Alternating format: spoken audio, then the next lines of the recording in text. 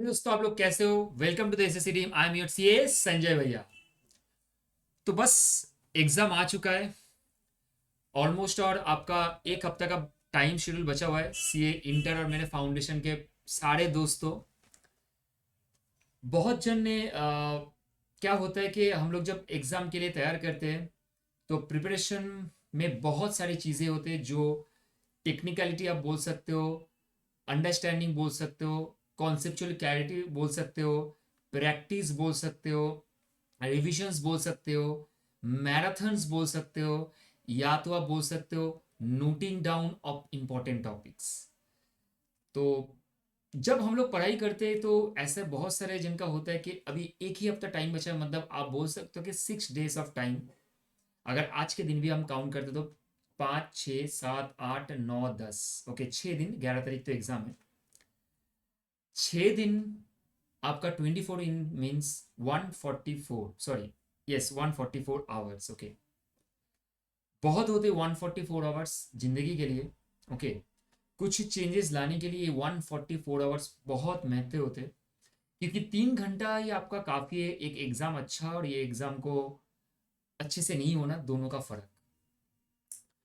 तो ये 6 दिन जो है दोस्तों, बहुत सारे स्टूडेंट्स जो लोग ऑलमोस्ट 6 महीने के ऑलरेडी प्रैक्टिस कर रहे हैं और आपका प्रैक्टिस अच्छे से हो रहे हैं, वो लोग 2-3 मॉक टेस्ट दे चुके हैं। हो सकता है कि उन लोगों ने ऑलरेडी 2 से 3 रिविजन्स प्लानर कर चुके हैं। प्लानर का हिसाब से पूरा प्रैक्टिस होने के बाद वो लोग अभी जस्ट सिक्स जो पॉइंट से, जो बहुत क्रक्स ऑफ इंपॉर्टेंट पॉइंट है, उनको फॉलो कर रहे हैं।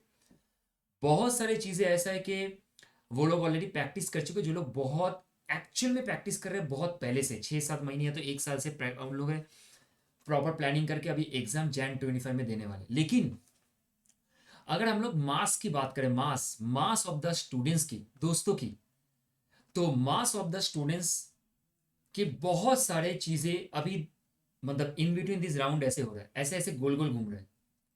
सर सबसे पहले तो हो सकता है कि बहुत जन ऐसे बोल रहे हैं कि सर कॉन्सेप्चुअल क्लैरिटी नहीं आ रहा है जब हम लोग खुद से पढ़ रहे हैं। टीचर के पास पढ़ लिए थे, अभी कॉन्सेप्चुअल क्लैरिटी का प्रॉब्लम है। दूसरा, सर हम लोग सफिशियंट मॉक टेस्ट नहीं दिए दिए क्योंकि जब हम लोग क्लास कर रहे थे, सिर्फ क्लास ही कर रहे थे, हम लोग का पढ़ने का टाइम घर में नहीं मिल रहा था।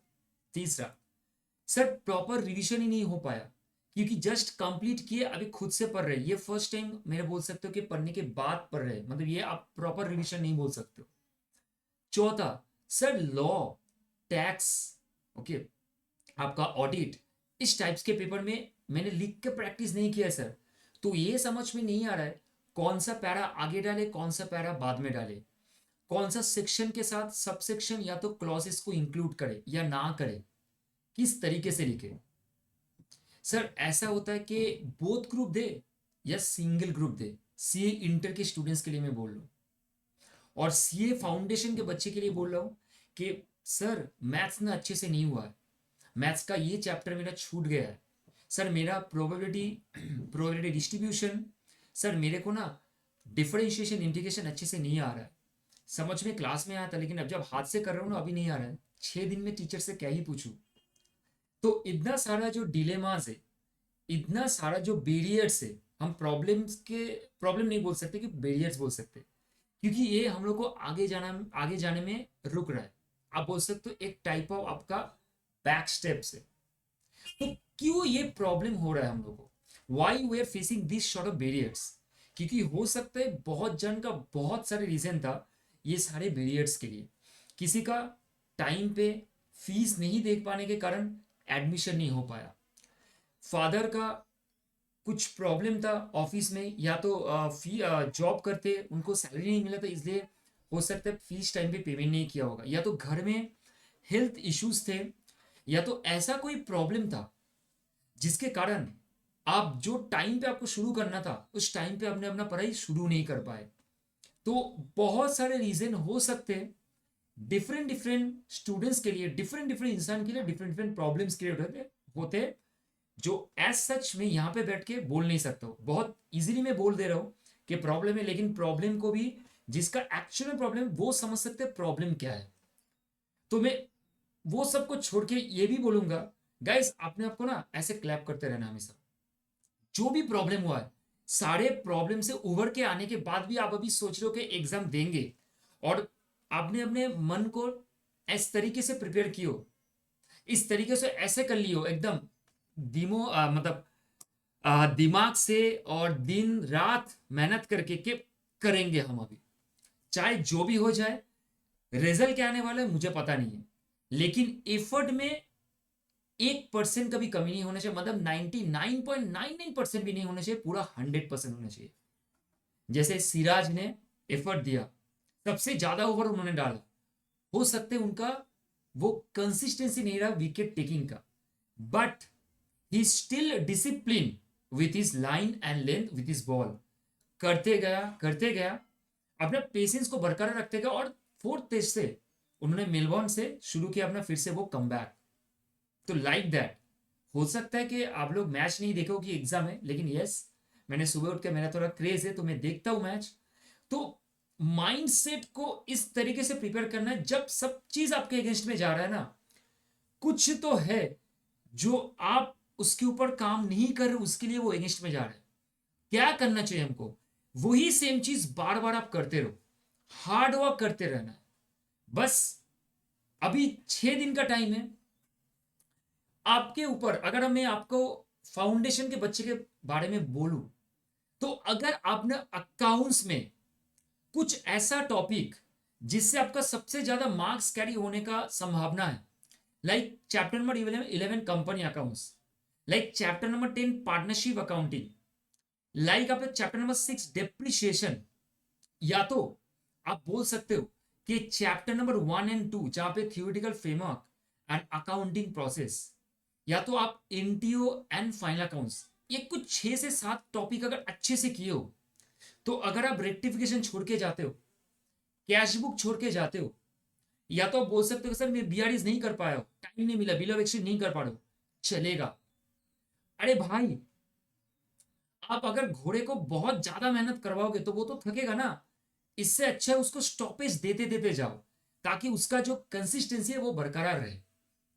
तो भाई, अगर आपको लग रहा है कि यस, कि मेरे पास जो भी मैं चैप्टर किया हूं वही मेरा एक्चुअल स्ट्रेंथ है, बाकी जो मैं नहीं किया हो वो अगर फिर से करने जाऊंगा, टाइम तो लगेंगे, और मे भी हो सकता है कॉन्सेप्चुअल क्लैरिटी अभी ना मिले, टाइम ही तो नहीं है, तो उसमें फोकस करना है कि जो भी चैप्टर हो चुका है वो मेरे को अच्छे से आता है, तो मैं उसको एक बार रिवाइज कर लेता हूं, और वो भी हर एक चैप्टर को रिवाइज करने के लिए एक टाइम शेड्यूल। जैसे कंपनी का उसमें 6 यूनिट है, पार्टनरशिप में आपका 6 यूनिट है, तो हर एक यूनिट के लिए आपका टाइम शेड्यूल 1-1 घंटे का होना चाहिए, और मे बी मैक्सिमम 1.5 घंटा। तो अगर 12 शेड्यूल है, 1 घंटा पकड़ोगे तो 12 घंटे में आपका, मतलब एक दिन का आधा दिन में भी आपका पूरा कंप्लीट हो जाएगा अकाउंट्स का सिलेबस। ये मैं सिर्फ फाउंडेशन के बच्चे के लिए बोल रहा हूँ, अकाउंट्स के सिलेबस। तो माइंड सेट अभी 6 दिन का ऐसे होना चाहिए आपका, कि अगर मेरे पास 4 दिन है, 6 में से 4 दिन में रखूंगा, क्योंकि 2 दिन मुझे अकाउंट्स का शुरू में प्रैक्टिस करना है, तो 4 दिन में 4 सब्जेक्ट है मेरा।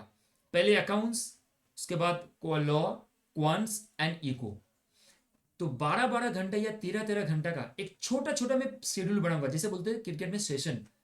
उस छोटा छोटा सेशन में मैं जीतने का कोशिश करूंगा, कि मुझे जीतना है, मुझे करना है, उसके हिसाब से माइंडसेट को प्रिपेयर करना है आपको।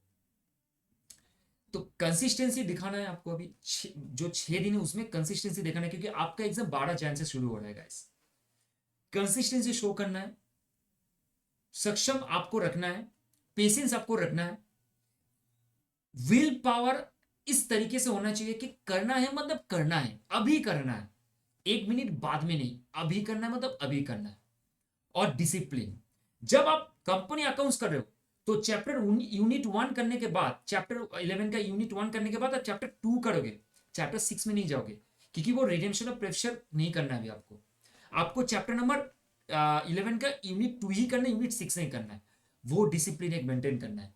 टाइम हाथ में घड़ी पहन के बैठे रहो, पढ़ते रहो, हाथ में घड़ी देखो कि टाइम किस तरीके से मैनेज हो रहा है, ये डिसिप्लिन आपको सिखाएगा। हो सकता है अभी आपको थोड़ा दिक्कत होगा बहुत, क्योंकि टाइम नहीं है ना, बट यस, जितना भी टाइम है उसको तो अच्छे से यूज करो, ताकि चीजें आपके फेवर में थोड़ा बहुत तो आए। जो आपके पूरा अगेंस्ट में। इस तरीके से लॉ, क्वांट्स एंड इको का प्रिपरेशन करो। अब इंटर के बच्चों के लिए मैं बोल रहा हूँ, आपका एग्जाम 11 जैन को है, तो आपके पास टाइम बहुत कम है, क्योंकि आप बोल सकते हो 5 दिन का है, क्योंकि आपको एटलीस्ट 10 तारीख तो अकाउंट स्टार्ट ही करने ही पड़ेंगे। तो जो 5 ही दिन का टाइम बचा है, सिंगल या बोथ ग्रुप, तो वो आप अच्छे से जानते हो कि कौन सा ग्रुप आपको देना चाहिए, बोथ देना चाहिए तो दोनों देना चाहिए। अगर मैं आपको ये चीज बोलूंगा कि सर, अगर मान के चलिए कि दोस्तों आपका, आप सोच रहे हो कि ऑडिट मेरा अच्छे से प्रिपेयर हो चुका है, कॉस्ट और एफएमएसएन ठीक है, चलो कुछ भी नहीं, देके आते एक बार देखते, और अकाउंट्स मेरा अच्छे से हो चुका है, लॉ अच्छे से हो चुका है, टैक्स में अभी भी अप्स एंड डाउन है, जीएसटी पार्ट में, तो ये बहुत ज्यादा ना, एक आप बोल सकते हो पैची टाइप का स्टडी है। ये होना नहीं चाहिए, ये पैची टाइप का स्टडी है गाइस, ये एक्चुअल में होना नहीं चाहिए। तो होना क्या चाहिए, माइंडसेट ऐसा होना चाहिए कि मुझे अगर एक ही ग्रुप देना है तो एक ही देंगे, लेकिन एक ग्रुप पास करने का पूरा कोशिश करेंगे, आधा नहीं कोशिश करेंगे, आधा आधा नहीं। एग्जामेशन लाना है, आई अंडरस्टैंड, बट एग्जामेशन के चक्कर में टर्म्स को पीछे नहीं लेके जाना है। अगर आपका कॉन्सेप्ट अच्छा है, फिर आपको फिर भी 50-55 आ रहा है, मान के चलो, ये आपको हेल्प करेगा, क्योंकि मार्क्स से ज्यादा इंपॉर्टेंट क्या होता है पता है, कॉन्सेप्चुअल क्लैरिटी। एक टॉपिक को आप कितना बढ़िया से लिख पाते हो with understanding, even if the question is not in favouring of you, even if the question is unknown to you in the exam hall itself. ये माइंडसेट आपका होना चाहिए, ये माइंडसेट के हिसाब से प्रिपरेशन होगा अभी। तो 5 ही दिन का टाइम है। अगर आपको जीएसटी में अभी भी तकलीफ है, तो बहुत ज्यादा होता है 2 दिन का, 2 दिन भी जीएसटी अच्छे से पढ़ने के लिए, 24 घंटा, और 15 चैप्टर है, छोटा छोटा कुछ 4-5 चैप्टर है जीएसटी में। अगर मैं आपको जीएसटी का चैप्टर बोलूंगा, तो 15 चैप्टर में से आपका जो छोटा छोटा चैप्टर है ना, वो आपको ज्यादा आधा घंटे से ज्यादा रिविजन में नहीं, वो थ्योरीज चैप्टर है, जैसे रजिस्ट्रेशन, अकाउंट्स, ई वे बिल, ओके, ये छोटा छोटा है। तो इसको प्रैक्टिस करने के लिए, तो इसको पढ़ने के लिए आपको ज्यादा से ज्यादा 2-3 घंटा 5 घंटा चाहिए, लेकिन बाकी का जो बड़ा चैप्टर है उसमें टाइम लगाना है। Time of supply, place of supply, आपका सप्लाई, ओके, उसके बाद आपका फर्स्ट इंट्रोडक्शन वाला चैप्टर।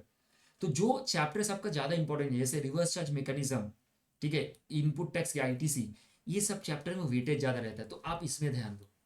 तो दोस्तों, अगर अकाउंट्स और लॉ में स्ट्रेंथ है, जीएसटी में अभी भी स्ट्रेंथ नहीं है, 2 दिन काफी होता है मेहनत करके उसको टिका, क्योंकि आपके पास डीटी स्ट्रॉन्ग है ना, मैंने बोला क्या डीटी है, तो डीटी से आप कवर अप कर सकते हो, तो उसमें फोकस करो।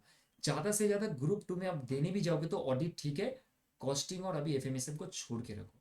सुनने में लग सकता है कि सर आप क्या बोल रहे हो, ऐसे थोड़ी बोलते, नहीं, ये प्रैक्टिकल है, प्रैक्टिकल माइंडसेट होना चाहिए आपका। ऐसे नहीं होना चाहिए कि थोड़ा emotional emotional, I understand, but practicality makes you more stronger in the exam hall itself. तो वो माइंडसेट में रखना है प्लीज। अब सर, मैं यही बोलूंगा कि you guys are the best one, you guys are the best on your self. आपने जितना मेहनत किया वो आपको पता है, आपको पता है, सिर्फ आपको ही पता है। इवन इफ आपका पेरेंट्स ही भी देख पाते हैं कि आपका मेहनत कितना है, और जो घर में रहते हैं जैसे मम्मी या पापा कोई भी, बाकी सारे जो आसपास के लोग हैं ना, वो बहुत कुछ बोलेंगे, सीए पढ़ रहा है, ये पढ़ रहा है, वो पढ़ रहा है, क्या किया, फेल हो गया। भाई, यहाँ से लेना है, यहाँ से निकालना है, 1 सेकेंड में, 1 सेकेंड भी अपने अंदर में रखना नहीं है, क्योंकि नेगेटिव थॉट्स बहुत जल्दी दिमाग में फैलते हैं, उसके कारण जो मोटिवेशन खुद खुद ब खुद जो जनरेट होता है ना, वो भी नेगेटिव हो जाता है, उसको नहीं रखना है। Be positive on your mindset, be focused on what ever you are doing right now, stick to the basics, don't do anything hick and kick. Stick करना है एक ही जगह पे जहां पे आपका फोकस है, बस वो उसमें फॉलो रखो। 6 दिन 5 दिन में आपका जितना हो सकता है, आप discipline, determination, patience and consistency को मेंटेन करने का कोशिश करो।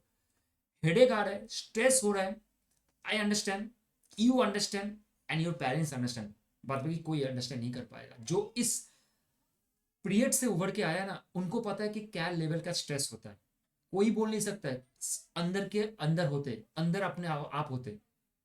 तो बस भगवान जी है, परमात्मा है, उनको बिलीव करो, बस अपने आप को फुल बिलीव करो, मम्मी पापा का आशीर्वाद लो, वो ब्लेसिंग आपका सबसे ज्यादा काम आएंगे। कुछ भी हो जाए, हाल नहीं छोड़ना है, हाल छोड़ के आगे जाना कोई बात नहीं होता है, हाल को बनाए रख के एगेंस्ट में, हाल का एगेंस्ट में जो भी सिचुएशन है उसको फेस करके आगे जाना ही तो बाजीगर का काम है, और आप लोग तो बाजीगर हो ही ऐसे। तो करना इस तरीके से, माइंड बना लिया है, करेंगे सर आराम से। भैया हम जरूर करेंगे, मैं सर तो नहीं हूँ, भैया हो, जरूर करेंगे, करके आएंगे एग्जाम में। और आप लोगों को मैं यही रिक्वेस्ट करूंगा, अगर आपको 1% भी थोड़ा लग रहा है कि ये जो मेरा जितना भी पॉइंट था जो मैंने आपके साथ डिस्कस किया, उससे आपका कुछ भी हो सकता है कि मैं करूंगा, आप दोगे 100%। मतलब 100% मतलब मैंने क्या बोला था, 99.999% भी नहीं, पूरा 100%।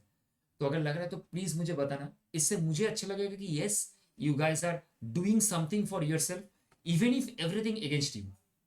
बस यही दुआ है, आप लोग अच्छा करोगे guys. All the very very very very best, you are the best, ये माइंडसेट में रखना। ये पिक्चर को अगर हो सकता है तो यहाँ पे बैठा रहना और मिरर के सामने देखना, हर एक दिन जब पढ़ोगे, नेक्स्ट 6 दिन 7 दिन, एग्जाम के पहले एग्जाम के बाद जब घर लौटोगे, यही सोचना, I am the best, I can do it, इस बार हम करके आएंगे, आई कैन डू इट। बस ये दिमाग में रखें, मम्मी पापा का ब्लेसिंग लेके, टीचर के ब्लेसिंग लेके, और भगवान का आशीर्वाद लेके आगे बढ़ते रहो गाइस।